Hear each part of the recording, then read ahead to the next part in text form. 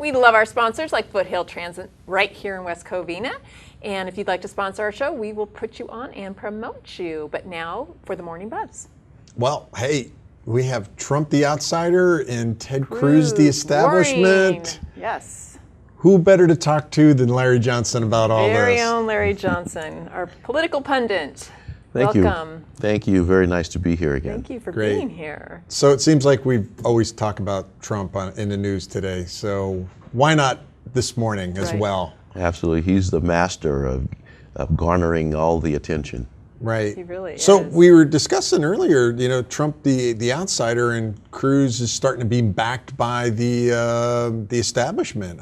Jeb Bush is now backing Ted Cruz. But that's not a surprise, really. Well, he gets 3 more votes. Okay, big deal. Yeah. You know.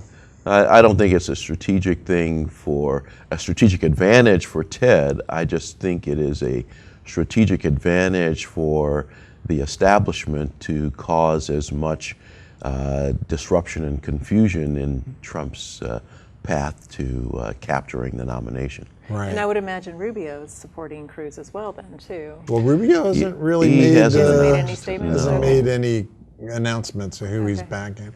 I think he's going to come in and after all the delegates have been counted, he's going to back the person who won. Maybe. Well, he wants to be a player in a contested convention. Right. He's got about 200 delegates, and he's holding them close to his chest so he can be one of the power brokers. So let's talk about this idea of the contested convention and how will that come about and what do you think will take place? Well, quite simply, if either Trump or Cruz don't have sufficient delegates to win on the first vote, especially for it's indeed a possibility, then you have multiple votes after that until someone gets a majority. And after, I think it's the second round, then all delegates are free to vote as they choose. And that's when you have the horse trading and promises and interesting occurrences. Well, there was a big thing in the news that the people don't pick the winner. Well, and I think that's part of a very odd situation within our election process, too, with the delegates. Yeah, especially when you have things like super delegates. Right, right. That's everything right there. Yeah.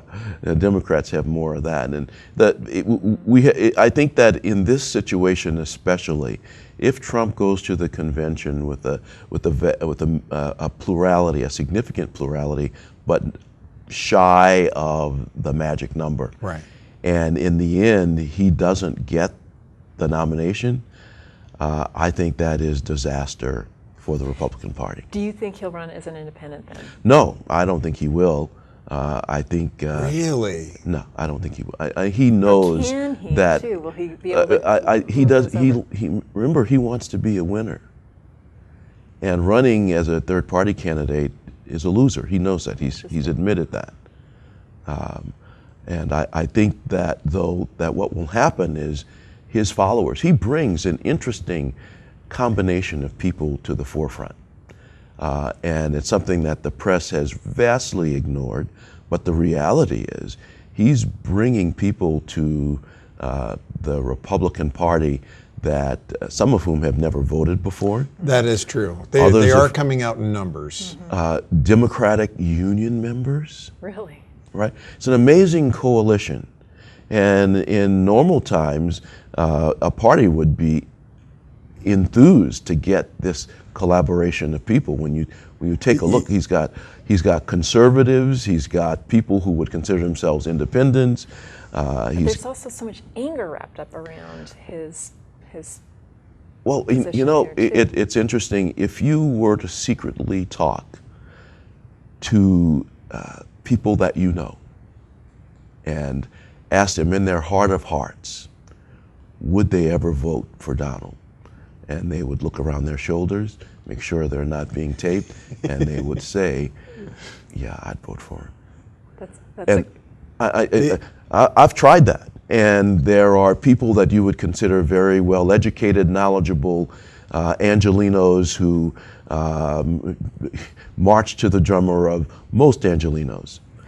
Larry, that's a great comment. I think we'll close on that then. Thank you so much for being with us. My Appreciate pleasure. it. Thank you. Have a great weekend. So up next, there's a local school going to teach us a little bit about beauty, something I need. I know, I could too, actually. So looking forward to having Jennifer Roman from the American Beauty College on with us up next.